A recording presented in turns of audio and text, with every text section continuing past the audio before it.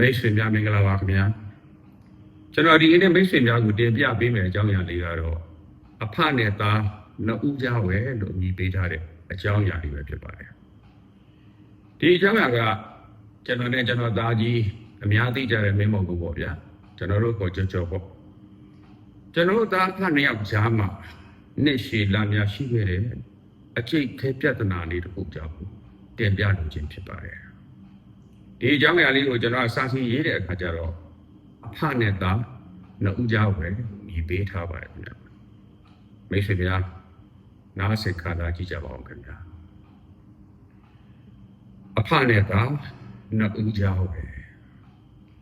ကျွန်တော်အထင်ပေါ့လေမိသားစုတော်များများမှာအမေနဲ့သားအမေနဲ့သမီးအဖေနဲ့သမီးစတဲ့ကြားတွေမှာပြဿနာတိတ်ဖြစ်နေရှိတယ်လို့ကျွန်တော်တော့မထင်ပါဘူးဒါကလည်းကျွန်တော်ကသမီးမရှိလို့လည်းဖြစ်ကောင်းဖြစ်နိုင်ပြီပဲကျွန်တော်သားနှစ်ယောက်နဲ့သူတို့အမေကြားမှာတော့ကြီးကြီးမားမားပြဿနာဖြစ်တယ်ဆိုတာကျွန်တော်မကြုံခဲ့ဘူးပါဘူးဗျာကျွန်တော်နဲ့သားရီကြားမှာတော့သူတို့အရွယ်ရောက်ပြီးတဲ့နောက်တစ်ခါတည်းရန်သေးဖွဲတစ်ခါတည်းရန်ကြီးကြီးမားမားဖြစ်တတ်လိမ့်ရှိပါတယ်ဒီနေရာမှာတော့သားငယ်တဲ့သားကြီးနဲ့ပိုပြီးဖြစ်ရပြန်ပါတယ်ဒါကလည်းသားငယ်ကအနေအေးသလောက်အကြီးကမှစိတ်ဆက်လို့ဖြစ်ပါလိမ့်မယ်ဒါမျိုးကလည်းတူကိုသားဖာတိုင်းဖြစ်နေဖြစ်တာရှိကြမှာပါပဲတခုရှိတာကတခါတည်းရန်သားကြီးနဲ့ကြီးကြီးမားမားဖြစ်ကြပြီဆိုရင်သူပြောနေကြစကားတစ်ခွန်းရှိပါတယ်အဲ့ဒါကတော့အဖေကသားတို့ကိုမိသားစုကိုဘယ်တော့မှဦးစားပေးခဲ့လို့လဲဘယ်တော့မှထည့်တွက်ခဲ့လို့လဲအဖေလုပ်ချင်ရအဖေယုံကြည်ရကိုပဲတသက်လုံးလုပ်ခဲ့တာမဟုတ်တာတဲ့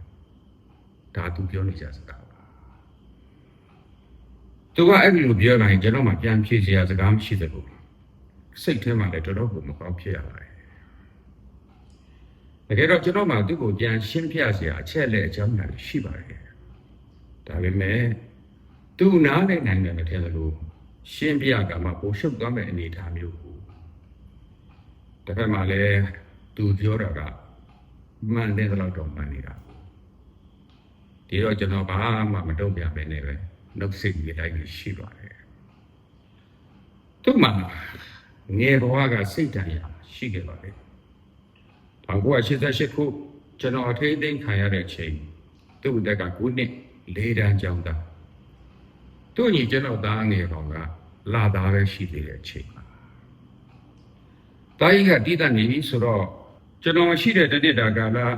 သူ့အမေဘလောက်ထိခက်ခဲရုန်းကန်ရတယ်ဆိုတာသူကမျက်မြင်ကိုပဲကြုံရတာနောက်ပြီးတော့အဲ့ဒီကာလကျောင်းမှာသူကြုံခဲ့ရတဲ့အဖြစ်ပြက်တွေပါပဲတချို့ဆရာမတွေကသူ့ကိုတပုံသားဆိုပြီးမကြားကြားပြောကြပြီးတော့သူကအဲ့ဒါကိုရက်တိုက်ကျောင်းကိုပင်ဒီတိုက်ကိုဝတ်သွားလို့ရိုက်ခံရတာဒါပြင်ကျူရှင်လာကအစအခက်ခဲရှိလာနေတော့သူကျူရှင်လည်းမတက်ချင်းကျောင်းမှလည်းမပြောဒါတွေဒီသူ့ငယ်ဘဝစိတ်ဓာတ်ရစေတဲ့အရာတွေပဲဖြစ်လိမ့်မယ်ထင်ပါတယ်ဒါတွေကိုလည်းသူ့အမေပြောပြမှနောက်ပိုင်းကျမှကျွန်တော်သိခဲ့ရတာတွေပါဒီကြုံတွေ့ရမှုတွေဟာကျွန်တော်ရဲ့အစာပေါင်းများစွာနှစ်ရှည်လများအကျဉ်းချခံကြရှာသူတွေနဲ့သူတို့ရဲ့မိသားစုတွေနဲ့ဆိုင်အသေးအဖွဲလေးဖြစ်ကောင်းဖြစ်ပါလိမ့်မယ်သို့တော့ကျွန်တော်တို့သားဖာနှစ်ယောက်ကြားမှာတော့သူငယ်စဉ်ကစလို့ကာလရှည်ကြာတစ်ခုထိရှိခဲ့ရတဲ့မချေလေတဲ့အဖြစ်ဖြစ်ပါပဲနောက်ပိုင်းမှာသားကြီးနဲ့အခြေတင်ဖြစ်နေတိုင်းဒီအကြောင်းအရာတွေမရောက်အောင်ကျွန်တော်ထိတ်မှာပဲသူ့ဘက်ကလည်းထိတ်မှုရပါတယ်ဒါပေမဲ့လည်းပြည်တယ်သွားတာမျိုးမဟုတ်ပဲနေရာလုံးကျင်ထဲမှာတုံးငွေနဲ့ရှိနေတဲ့အဖြစ်မျိုးပဲဆိုပါစို့ရဲ့ခု၄နှစ်ကျော်9နှစ်တာကာလဟာကျွန်တော်တို့မိသားစုအပေါ်မှာတက်ရောက်မှုကြီးမားလာပါတယ်ဒါလည်းများသူငါကြုံတွေ့နေရတဲ့အဖြစ်တွေမို့လို့ထူးပြီးတော့လည်းစမ်းမဖြစ်တာပါကိုယ့်ရဲ့အခြေအနေဆိုးစုတွေကလည်းတပုံးတစ်ပင်ကြီးပဲမဟုတ်ပါလားဗျာတနေ့တုံးစီကကျွန်တော်တို့မဲဆောက်မှာရှိစဉ်သူကျွန်တော်တို့စီကိုရက်ပိုင်းလေးရောက်လာကြပါတယ်သူရောက်လာတဲ့ဆိုပေမဲ့လည်းသူ့အလုပ်တွေနဲ့ဟိုတားဖစကားပြောကြတော့ကောင်းကောင်းမရခဲ့ပါသူမပြန်ခင်တညရှာပါသားဖနှစ်ယောက်တည်းရှိတဲ့အချိန်သူ သူကျွန်တော်ကိုစကားတစ်ခုပြောပါတယ်အဆက်ဆက်လုံးဝမရှိပဲရုပ်တရက်သူပြောလိုက်တဲ့စကားပါသူပြောတာကတော့ဘဝမှာကိုယ့်အတွက်ကိုယ့်မိဘကိုယ့်သားသမီးကိုယ့်မိသားစုအတွက်ထက်ဦးစားပေးရမယ့်အရာတွေရှိမှသားသိပါဘူးသားကိုခွင့်လွှတ်ပါပဲတဲ့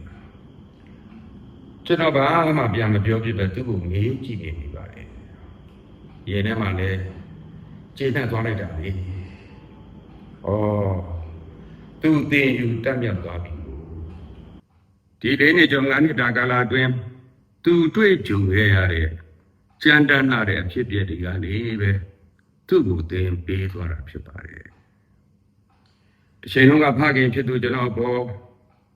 မိသားစုအရေးကိုဦးစားမပေးတဲ့လူမိသားစုအရေးကိုစွန့်ပယ်တဲ့လူကိုယုံကြည်ရာကိုလှုပ်ချင်ရာကိုပဲလုပ်နေတဲ့တာဝန်မချီတဲ့ဖခင်တရားလို့သူထင်မှတ်ခဲ့ရတာနေခုချိန်မှာတော့ဘဝမှာတစ်ခါတည်းမိမိအကျိုးမိသားစုအကျိုးတဲ့ပိုးပြီးဦးစားပေးလို့လုပ်ရမယ့်အရာတွေရှိမှသူသိသွားခဲ့ပါပြီအထူးအဖြင့်တစ်ခါတည်းမှာခုနကပြောတဲ့မိမိအကျိုးမိသားစုရဲ့အကျိုးကိုအပြည့်အစုံခံလို့လုပ်အပ်တဲ့အရာတွေရှိမှန်းကိုလေသူ့ရဲ့အတွေ့အကြုံတွေကနေပဲသူ့ကိုသင်ပေးသွားတာဖြစ်ပါတယ်ကျွန်တော်ယနေ့မှာအတော်ကြီးကိုကျေနပ်သွားမှာပါကျွန်တော်သားကြီးဟာလူလားမြောက်သွားပြီသူဟာလူပီတာတဲ့လူတစ်ယောက်ဖြစ်ဖို့ကြိုးစားတယ်ဒါကိုကျေနပ်ခြင်းပဲဖြစ်ပါတယ်လောကမှာဘဝရဲ့ဖြစ်တမ်းမှုဘဝရဲ့အတွေ့အကြုံတွေကလူတွေကိုလူတိုင်းကိုသင်ကြားပေးတတ်ပါလေဒါတွေကိုသင်ယူခြင်းရှိမရှိနဲ့ဘယ်လိုသင်ယူလဲဆိုတာကတော့သက်ဆိုင်သူပုဂ္ဂိုလ်ရဲ့စံတာပဲဖြစ်ပါလိမ့်မယ်ဒီသင်ယူမှုတွေပေါ်မှာမူတည်ပြီးရွေးချယ်လျှောက်လန်းရာကနေဘဝလမ်းကြောင်းဟာနေမြင့်တက်ကြဖြစ်ကြတာပါပဲဘယ်ဟာကိုနေလို့ဘယ်ဟာကိုမြင့်စေခြင်းပါဘယ်အရာကိုတက်စေပြီးဘယ်အရာကိုတော့ကြားစေချင်တာလဲဒါကတော့ရွေးချယ်သူပုဂ္ဂိုလ်ရဲ့ကောင်းစွာသင်ယူတတ်မြောက်မှု